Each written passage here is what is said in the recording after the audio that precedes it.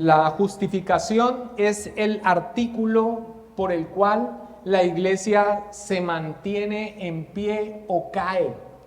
Articulus stantis et cadentis ecclesiae. Esta es la expresión en latín atribuida a Martín Lutero y es ciertísima. Y fue el estandarte levantado y defendido tanto por los reformadores del siglo XVI como por los postreformadores del siglo XVII, que se refirieron a esta doctrina como el artículo cardinal de la fe cristiana. Y es ciertísima, porque la doctrina de la justificación es sinónimo del Evangelio. El mensaje que los pecadores son justificados, o sea, son aprobados ante Dios por gracia, por causa de Cristo, a través de la fe sola, aparte de las obras de la ley, es absolutamente necesario para que la iglesia sea la iglesia. El artículo por el cual la iglesia se mantiene en pie o cae, el artículo cardinal de la fe cristiana. Para los reformadores, este evangelio o la doctrina de la justificación le da a la iglesia el derecho legítimo de llamarse iglesia. Es el criterio de lo que verdaderamente es la iglesia y lo que no es. Lutero, en este sentido, afirmaba que esta es la doctrina que distingue nuestra religión de todas las demás. Y Calvino se refirió a ella como la bisagra principal sobre la cual gira la religión. Y esto en consonancia con la expresión de que la justificación es el artículo cardinal de la fe cristiana. Porque cardinal viene de la palabra en latín cardo, que significa bisagra. En otras palabras, la idea aquí es que la doctrina de la justificación es como el punto clave de donde se mueve la totalidad de la doctrina cristiana. Esta palabra cardo o cardinal era usada para hablar del eje del mundo. También se usaba para referirse a un hecho principal sobre el cual otros hechos dependían. Sin la bisagra se cae la puerta. Perder el entendimiento correcto de la doctrina de la justificación es perder el eje. Sin el fundamento, la iglesia simplemente se cae a pedazos. Como lo expresó J.A. Preus, un prominente teólogo luterano estadounidense del siglo XX, dijo: es muy sencillo. Sin la doctrina de la justificación podemos perderlo todo. Los comentarios de bautistas particulares prominentes del siglo XVII, como Benjamin Kitch y Nehemías Cox, sobre la doctrina de la justificación, se unen a la tradición reformada bíblica de su entendimiento. Benjamin Kitch expresó: la doctrina de la justificación es uno de los temas más importantes y de mayor peso en los que puedo insistir. Todos los cristianos la reconocen como fundamental para la religión y la salvación. Un ministro puede predicar sobre otros temas, y esto para beneficio y ventaja del pueblo, pero esto se debe predicar. Esto no se puede omitir si verdaderamente quiere predicar el evangelio de Jesucristo. Y Nehemías Cox escribió: ese artículo de nuestra fe que concierne a la justificación de un pecador a la vista de Dios debe ser necesariamente reconocido como de gran importancia, y de nada debemos tener más cuidado que nuestras mentes no sean corrompidas de la simplicidad del evangelio y nos movamos de nuestra firmeza al respecto. La doctrina de la justificación, amados hermanos, iglesia, definitivamente es un tema cardinal. Porque como bien lo expresa el doctor Sam Waldron, la doctrina de la justificación nos lleva a la cuestión central de la religión. ¿Cómo puedo ser justo ante Dios? O dicho de otra manera, ¿cómo puedo ser salvo? Esto es lo que se trata en la doctrina de la justificación. ¿Cómo puedo ser justificado ante Dios? ¿Cómo puedo ser aprobado ante Dios? ¿Cómo puedo ser salvo? Hoy entonces damos inicio a la exposición del capítulo 11 de nuestra Confesión de Fe Bautista de Londres de 1689, que trata de la justificación. Y espero que tanto el preámbulo que hemos hecho como la exposición de este capítulo en las siguientes enseñanzas nos concedan entender la importancia de lo que aquí se trata en cuanto a nuestra fe. Y quiera Dios podamos conocer, profundizar y arraigarnos más en este legado que nos ha sido dado al volver a la fe de las Escrituras, al volver a la forma original, a la única regla suficiente, segura, infalible de todo conocimiento, fe y obediencia salvadores, al volver a las sagradas Escrituras y en ellas al mensaje del Evangelio. Este es un legado de suprema importancia que nosotros debemos conocer, atesorar y pasar a la siguiente generación. El artículo cardinal de nuestra fe, donde la iglesia se mantiene en pie o se cae. Hoy iniciaremos la exposición del párrafo 1, donde se trata la naturaleza de la justificación. En el párrafo 1 entonces vamos a ver de qué se trata esta doctrina o su definición. Pero particularmente en esta enseñanza nos detendremos en solamente una parte del párrafo 1. Veremos en ella la esencia de la justificación. Para posteriormente, Dios mediante, en la próxima enseñanza abordemos los temas de la base o el fundamento de la justificación y el método de la justificación. Dios mediante lo veremos en la próxima semana. Empecemos entonces con la exposición del párrafo, viendo este primer aspecto, que es en el que nos vamos a detener la esencia de la justificación. Pero leamos entonces el párrafo 1. El párrafo 1 de este capítulo 11, que trata de la justificación, dice así: a quienes Dios llama eficazmente, también justifica gratuitamente, no infundiendo justicia en ellos,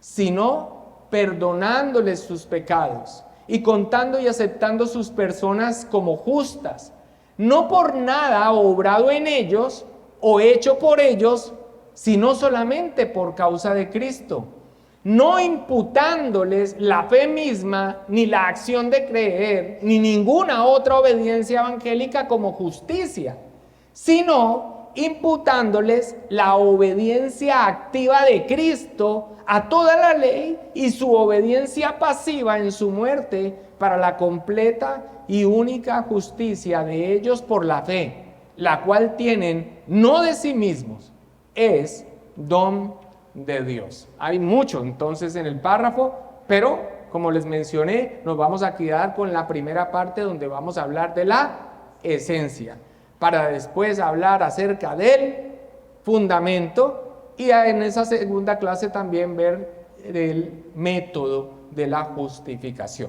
Ahora, en el comentario de G.I. Williamson, hermano presbiteriano, que hace un comentario de la Confesión de Fe de Westminster, después de haber expuesto el capítulo 10, que trata del llamamiento eficaz, que el pastor Pablo Andrés acaba de exponer en nuestro estudio, el llamamiento eficaz, en su comentario G.I. Williamson entra a tratar los capítulos 14 y 15 de la Confesión, Los capítulos 14 y 15 de la confesión tratan de la fe y el arrepentimiento.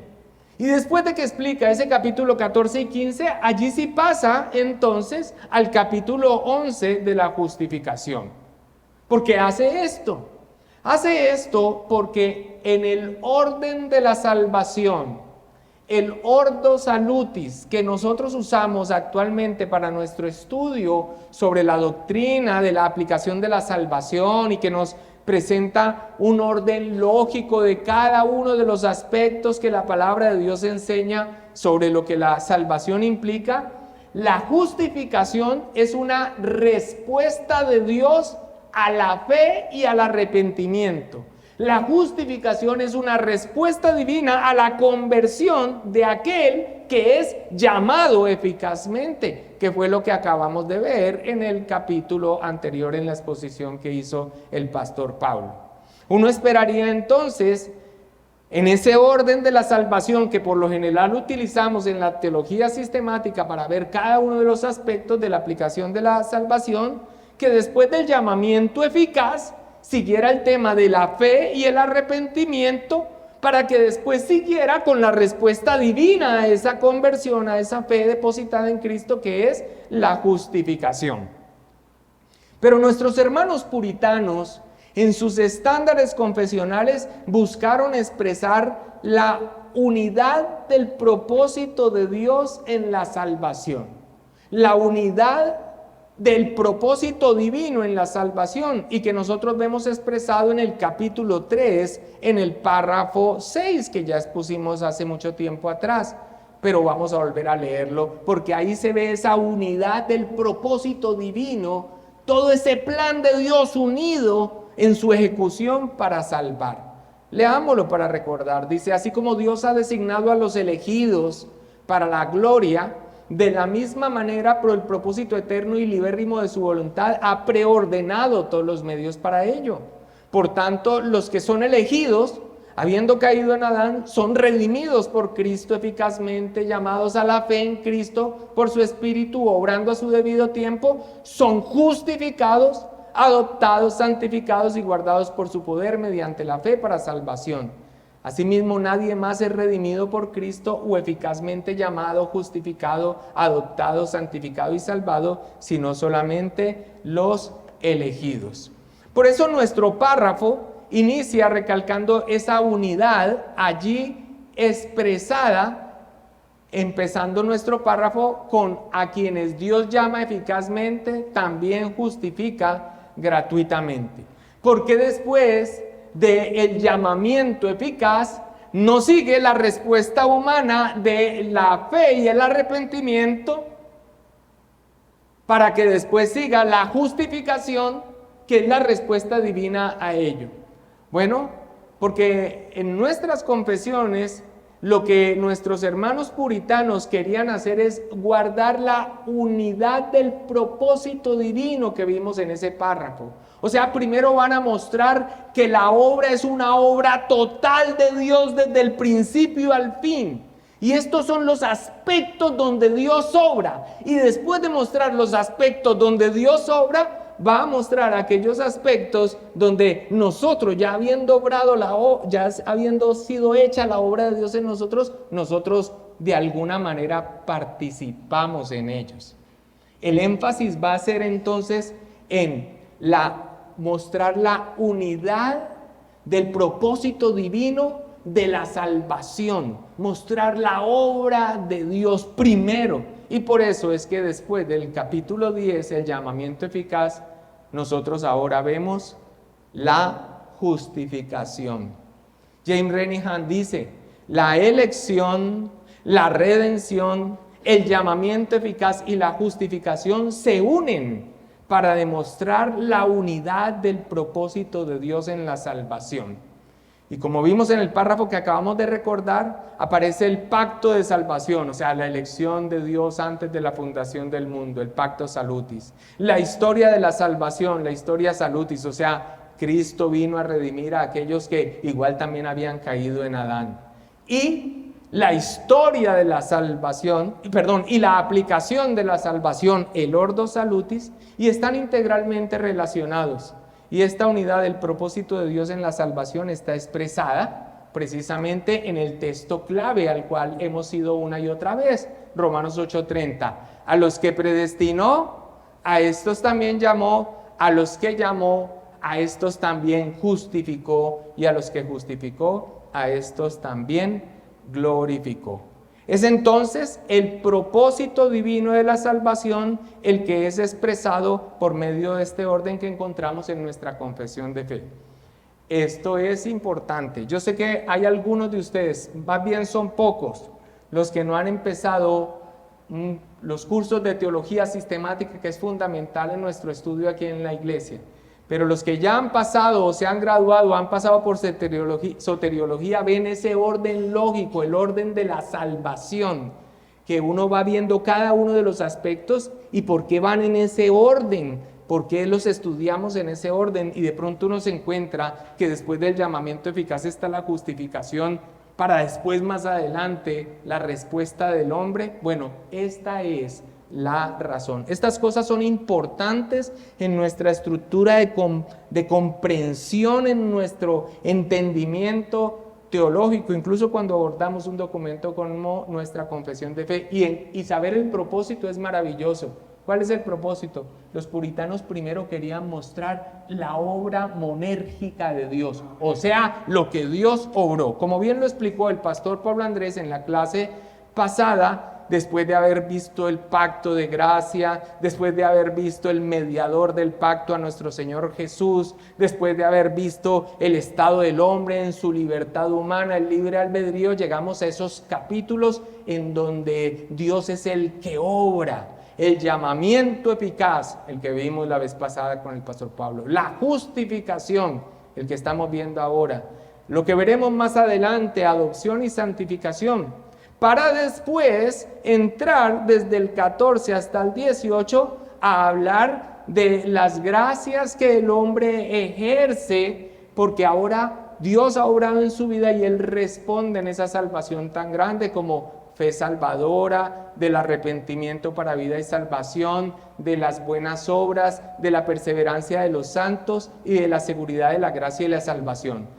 En los primeros que están en este orden, el propósito divino de la salvación, Dios obrando. Y en los otros aspectos en los que nosotros, y este término a algunos teólogos no les gusta, pero si lo entendemos bien, podemos decirlo, en los segundos en los que el hombre coopera. La obra de salvación es solo de Dios, monérgica, uno solo obra.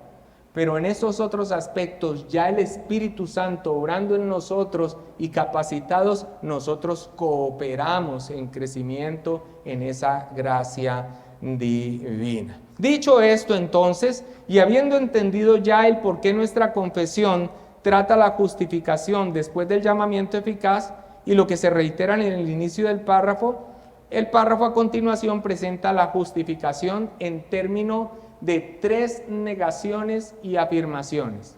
Da 3 negaciones y afirmaciones, y esto lo hace para una expresión clara de la doctrina y para refutar el error. Vamos a encontrar una negación, una afirmación, una negación, una afirmación, una negación, una afirmación. Así se divide el párrafo y esto lo hace para expresar con claridad de qué se trata la justificación, pero también para refutar el error. En la primera negación-afirmación se presenta la esencia de la justificación. En la segunda negación-afirmación se presenta la base o el fundamento de la justificación. Y en la tercera negación-afirmación se presenta el método de la justificación. Y vamos a usar ese bosquejo del párrafo para su estudio. Hoy, como lo anticipé, estamos en el primero de ellos nomás. La esencia de la justificación. Es exactamente lo que dice nuestro párrafo cuando, después de haber dicho a aquellos que llamó eficazmente, a esos también justificó, dice, no infundiendo justicia en ellos, sino perdonándolos sus pecados y contando y aceptando sus personas como justas. La negación que encontramos aquí no infundiendo justicia en ellos, rechaza el error de aquellos que enseñaban que la aprobación divina de una persona se hace sobre la base de una justicia real en la persona. O sea que Dios los aprueba porque son justos. Infundir justicia significa que Dios hace justos, transmite justicia al hombre y sobre la base de esa condición moral lo justifica. Esta perversión de la doctrina es la que se rechaza aquí en esta primera negación. Voy a devolverme nuevamente. No infundiendo justicia en ellos, rechaza el error de aquellos que enseñaban que la aprobación de Dios se hace sobre la justicia real de la persona. En otras palabras, ahí está Alejandro, muerto en delitos y pecados.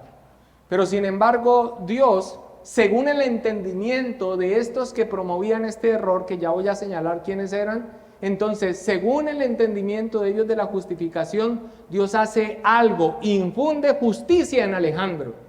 Y entonces Alejandro empieza a ser justo, o sea, bueno, obrando, y entonces Dios, en base a esa justicia que él ahora tiene, entonces lo aprueba.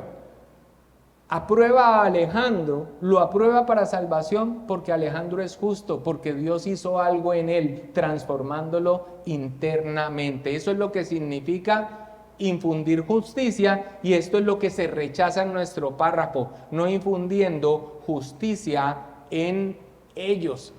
Dios entonces, según los que enseñan esto, transmiten justicia al hombre, y sobre esa condición moral que ahora tiene, entonces lo aprueba y lo justifica.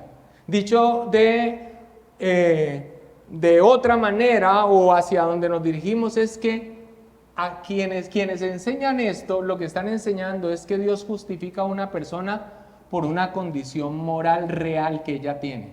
En otras palabras, porque se lo merece.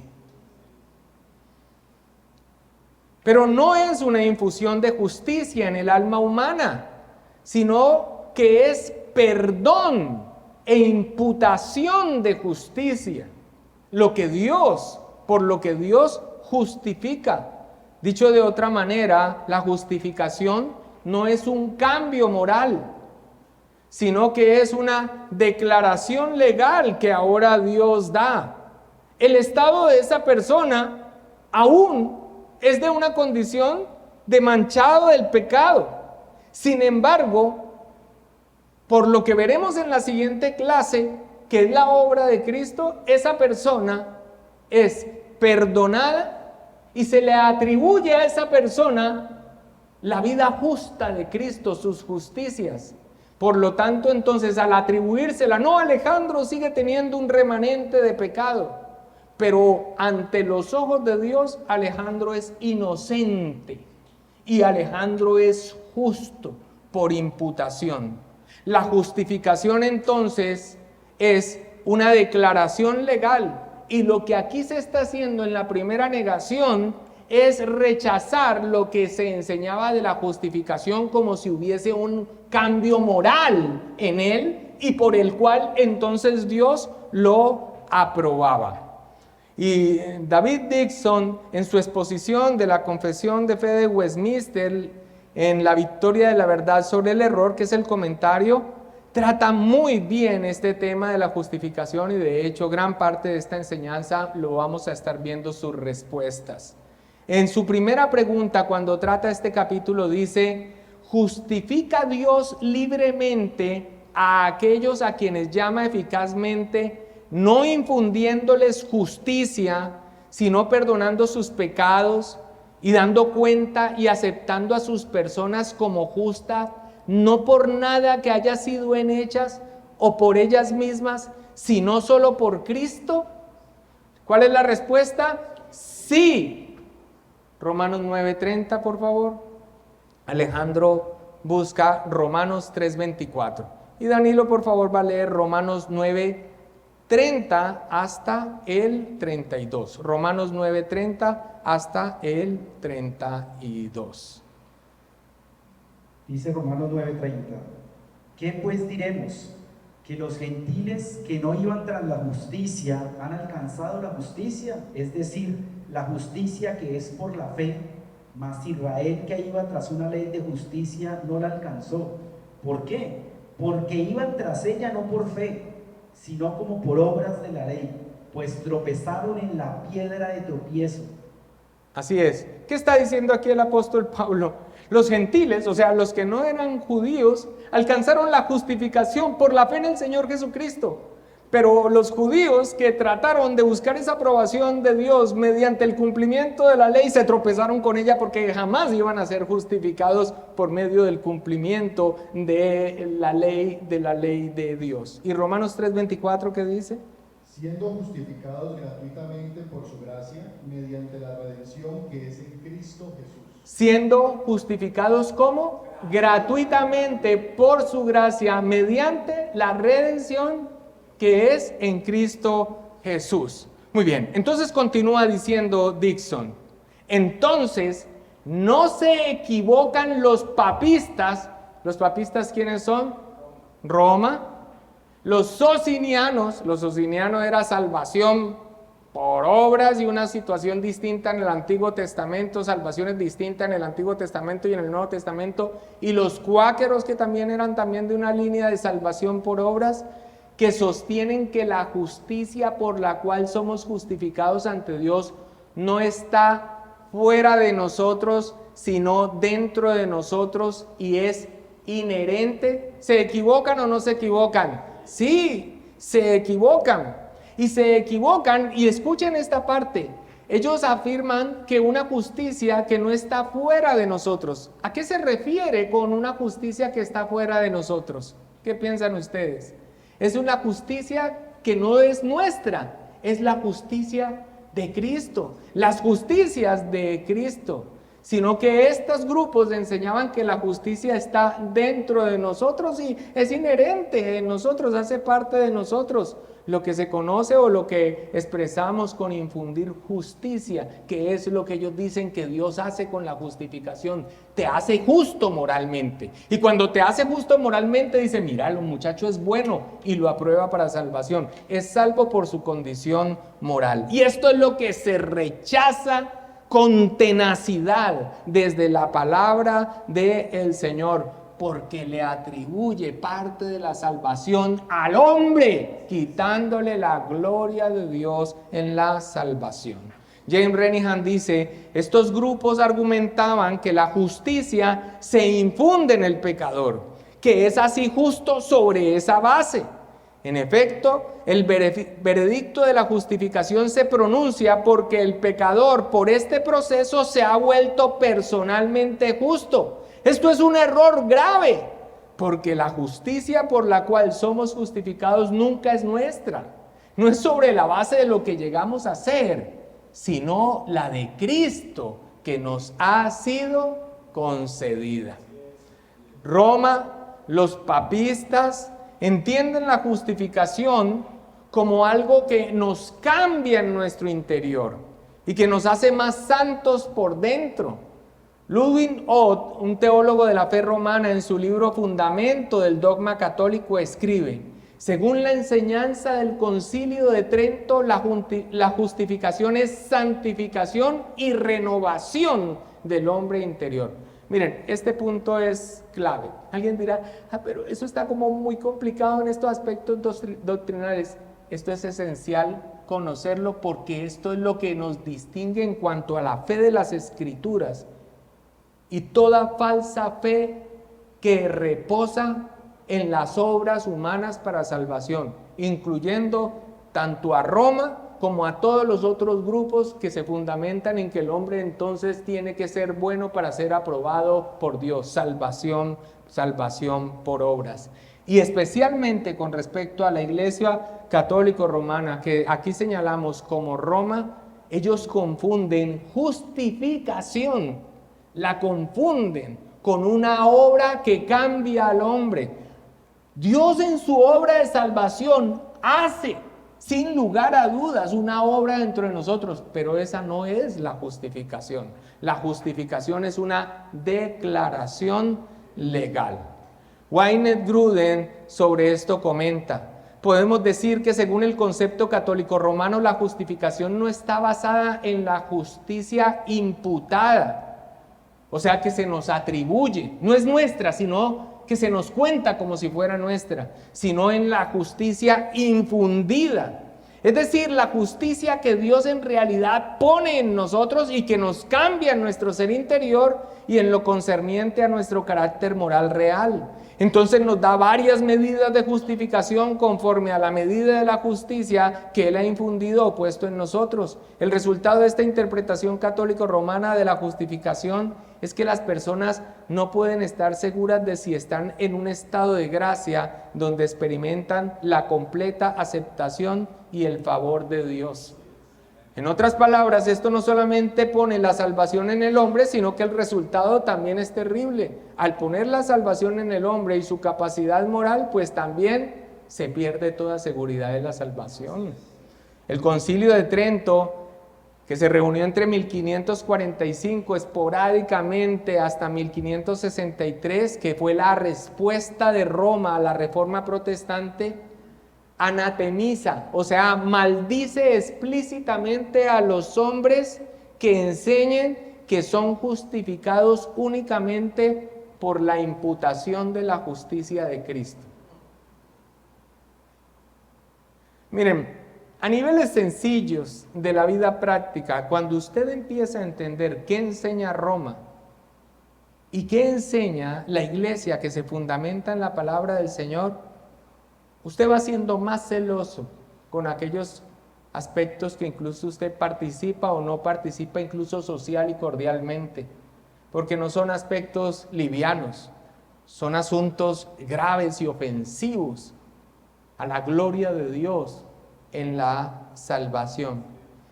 Y aunque muchos y la gran mayoría de aquellos que militan en esa fe no saben estas cosas, no las saben, finalmente en la práctica las afecta. Quiera Dios a través de una exposición clara de las Escrituras iluminar sus mentes y salir de ese yugo terrible. Si uno considera su propia debilidad, decía Trento, y su disposición defectuosa, bien puede que esté temeroso o ansioso en cuanto a su estado de gracia, pues nadie conoce con seguridad de fe que no permite error que haya alcanzado la gracia de Dios. Ellos entonces dicen que nadie puede tener seguridad de salvación. Vidas miserables. Y quiero compartir las razones de David Dixon, que presenta para mostrar desde las Escrituras que estos grupos estaban equivocados y que pervierten el Evangelio. Primero, dice Dixon, ¿por qué razones se refutan a estos grupos? Primero, porque si la justicia inherente nos justificara, entonces las buenas obras nos justificarían, pero la Escritura lo niega y cita la Escritura: ya que por las obras de la ley ningún ser humano será justificado delante de él, porque por medio de la ley es el conocimiento del pecado. Romanos 3:20. Apague y vámonos, suficiente. Pero el versículo 28 dice: concluimos pues que el hombre es justificado por fe sin las obras de la ley. Romanos 3:28. Y también nos dice, véase Romanos 4:6. Danilo, Romanos 4:6. Alejandro, Gálatas 2:16.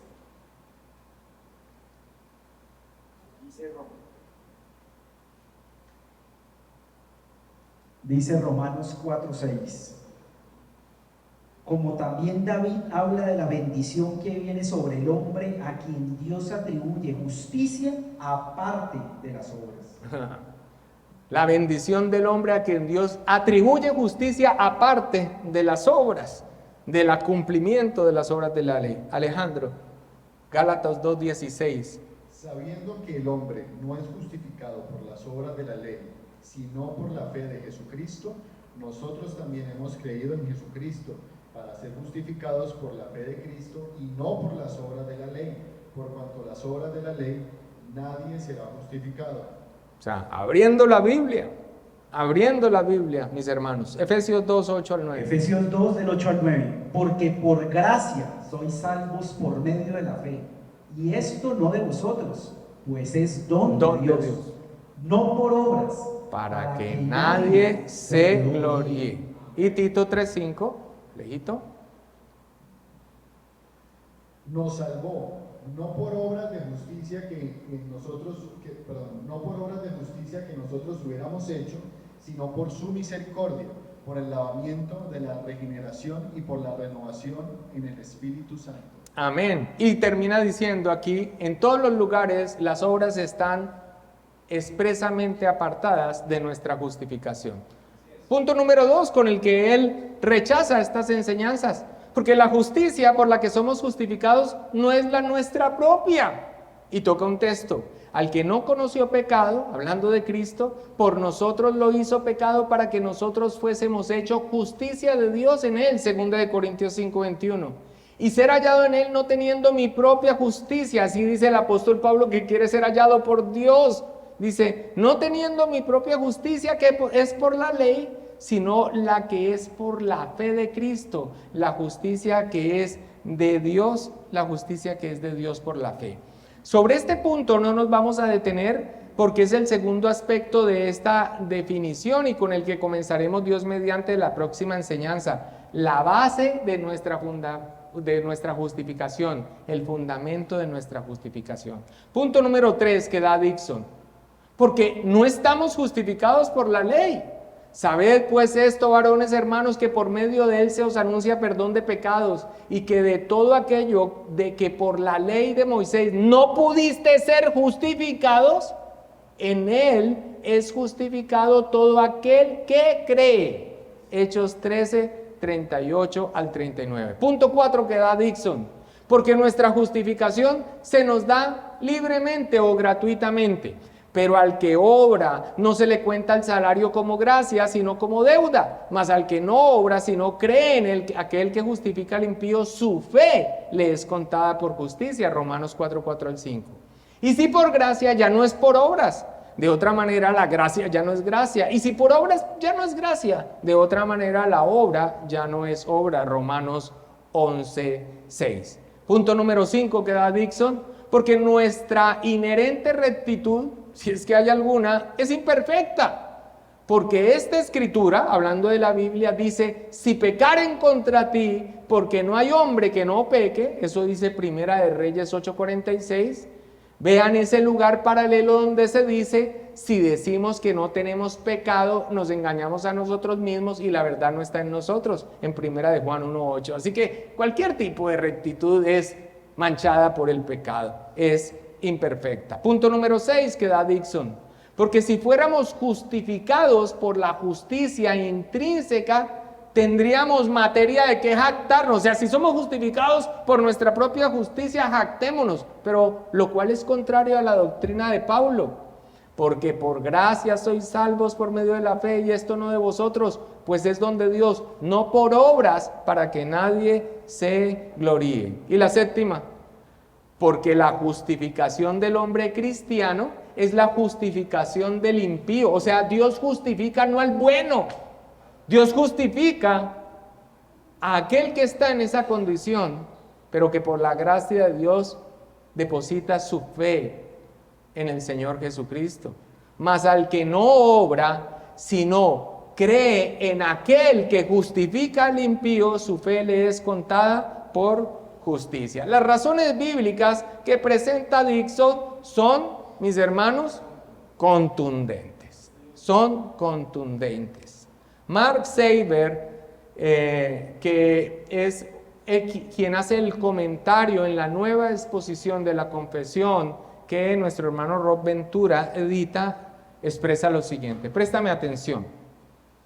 La justificación no significa que uno deba ser, llegar a ser o hacerse inherentemente bueno o recto.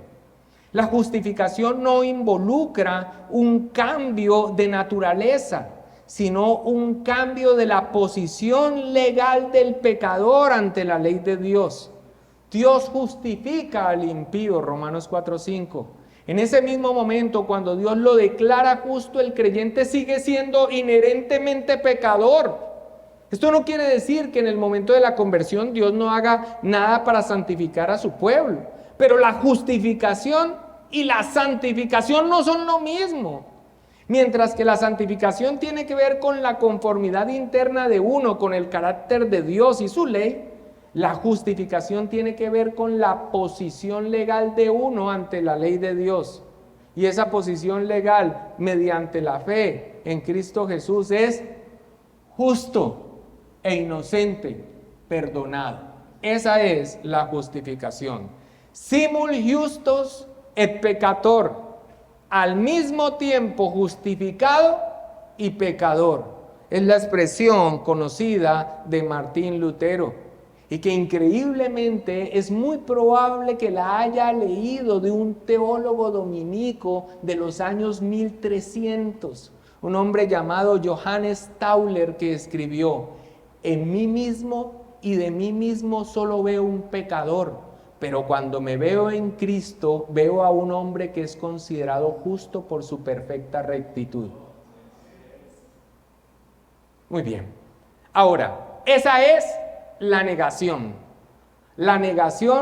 a una justicia o a una bondad o a un aspecto de justicia infusa.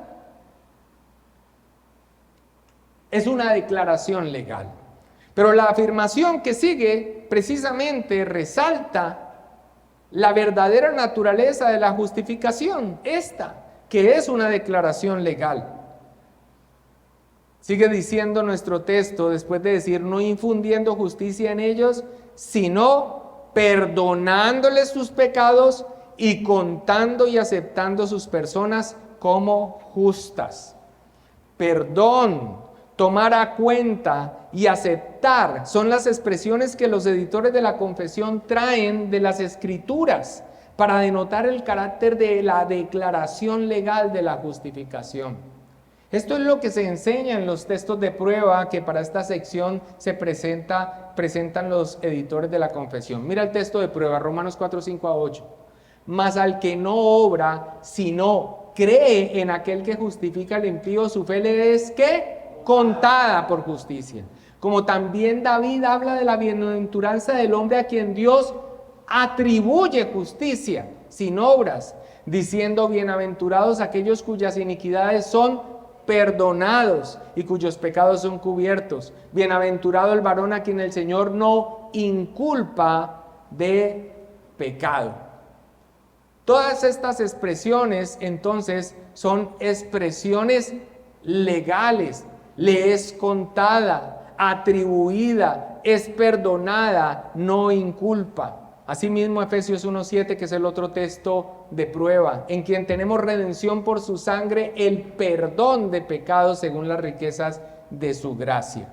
Serle contada por justicia, atribuir justicia sin obras, perdón o condonar la deuda y no inculpar, tienen un sentido de declaración legal concerniente a nuestra relación con las leyes de Dios, que establece que estamos completamente perdonados y que no estamos sujetos a ningún castigo. Ninguna condenación hay ¿para quiénes? Para los que están en Cristo Jesús. La justificación es una declaración legal de Dios. No es algo que Dios hace en nosotros volviéndonos buenos y entonces así ganando nuestra salvación y la aprobación de Dios. Es una declaración legal.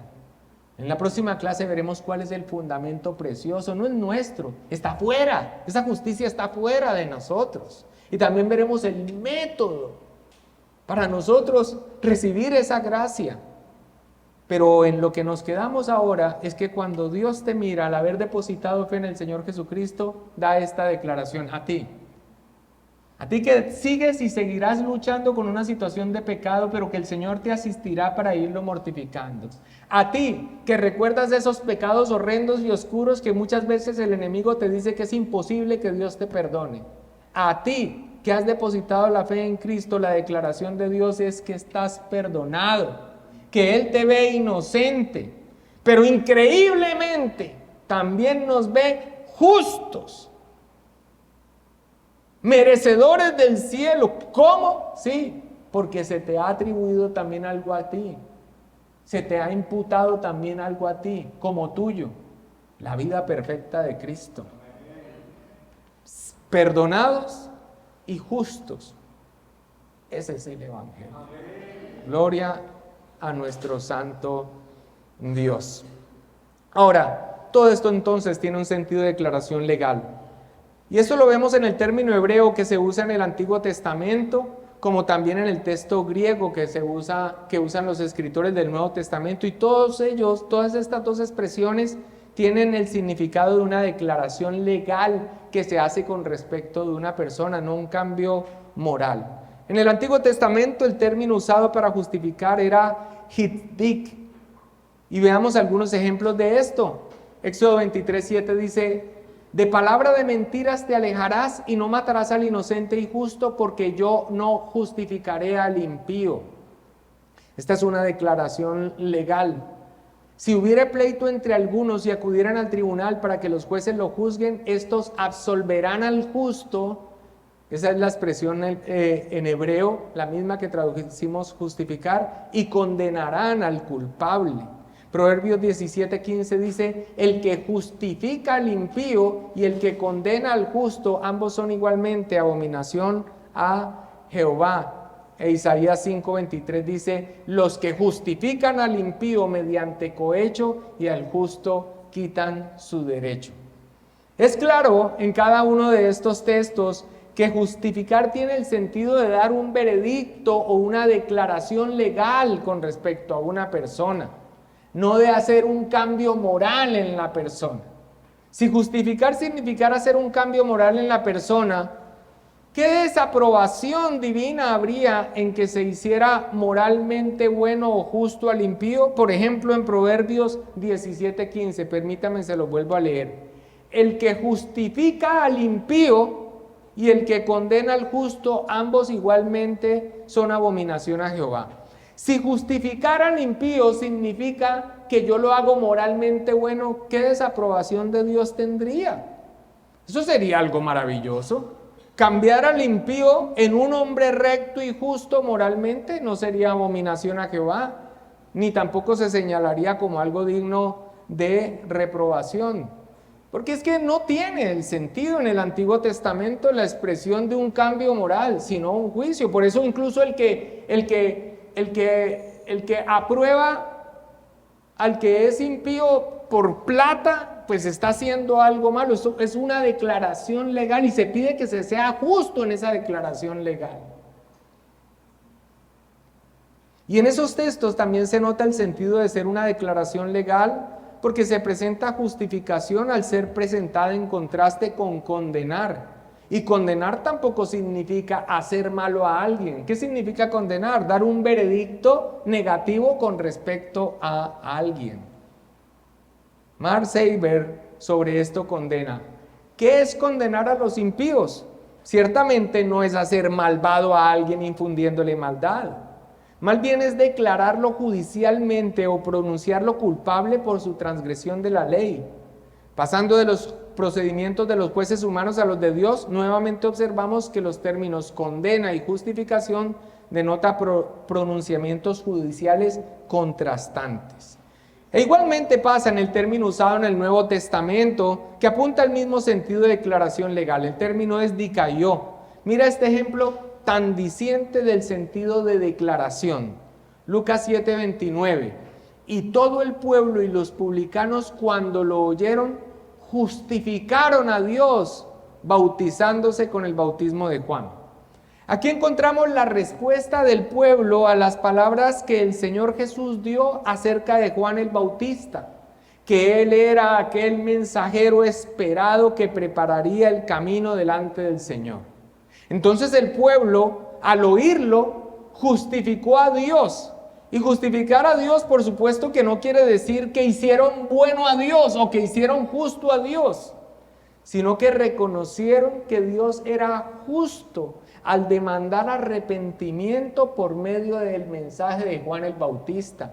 Por eso justificaron a Dios. Justificaron no es un cambio moral. Justificaron es una declaración legal. Vemos el esfuerzo del apóstol Pablo en mostrar que la justificación es una declaración divina con respecto a nosotros que no tiene que ver nada con una obra o algo que hayamos hecho o con algo inherente o que tengamos o que haya sido hecho en nosotros por Dios. En Romanos 4, 3 al 5. Porque ¿qué dice la Escritura? Creyó a Abraham y le fue contado por justicia. Pero al que obra no se le cuenta el salario como gracia, sino como deuda. Mas al que no obra, sino cree en aquel que justifica al impío, su fe le es contada por justicia. Es por esto que los teólogos frecuentemente dicen que la justificación es forense, porque esta palabra denota lo que tiene que ver con procedimientos legales. Y aquí, mis amados hermanos, es necesario traer la enseñanza clásica de John Murray cuando ilustra la diferencia entre un cambio interno como el que sí se da en la regeneración o el que crece progresivamente en nuestra santificación y la justificación bíblicamente entendida como una declaración legal. Esta expresión de John Murray se ha vuelto clásica y es especialmente útil para entender la esencia de la justificación, y con esto vamos cerrando. Dice John Murray: la regeneración es algo que Dios hace en nosotros, la regeneración, el cambio del norte de nuestro ser interno, de nosotros mismos y hacia el pecado, y ahora dirigiéndose hacia Dios cuando uno nace de nuevo, la obra del Espíritu Santo. La regeneración es algo que Dios hace en nosotros. La justificación es un juicio de Dios con respecto a nosotros. Esa diferencia es semejante a la diferencia entre lo que hace un cirujano y lo que hace un juez. Cuando el cirujano nos extirpa un cáncer interno, hace algo dentro de nosotros.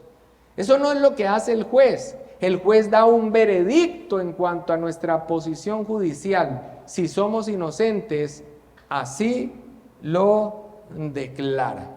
Mis amados hermanos, la justificación fue el asunto primario de la Reforma Protestante. La controversia con los papistas, lo que conocemos hoy como Iglesia de Roma sobre la justificación, fue el punto candente que hizo arder en la Reforma Protestante toda Europa y que impactó al mundo entero, y que para la gloria del Señor hizo a aquellos que buscaban la fe verdadera volver a la sola Escritura. Y en el aspecto de la justificación está la diferencia. Es la bisagra. Sobre ella todas las demás doctrinas tienen su apoyo. Si yo malentiendo, ¿cómo puedo ser yo salvo? Si yo no entiendo claramente cómo puedo ser yo salvo, voy a terminar en lo mismo de cualquier religión humana, llámese Roma o la que sea, buscando hacer algo por mí mismo, buscando méritos para ser aprobado por Dios, y eso es un yugo terrible. Terminamos con Berkov. La doctrina de la justificación fue el gran principio material de la Reforma. Con respecto a la naturaleza de la justificación, los reformadores corrigieron el error de confundir justificación con santificación al enfatizar su carácter legal y representarlo como un acto de la libre gracia de Dios por el cual Él perdona nuestros pecados y nos acepta como justos ante sus ojos, pero no nos cambia internamente. Si vamos a salvaguardar la verdad del Evangelio para futuras generaciones, debemos entender la verdad de la justificación. Incluso hoy una comprensión correcta de la justificación es la línea que divide el Evangelio bíblico de la salvación solo por la fe y todos los evangelios falsos de salvación basados en las buenas obras, reflexiona un teólogo contemporáneo.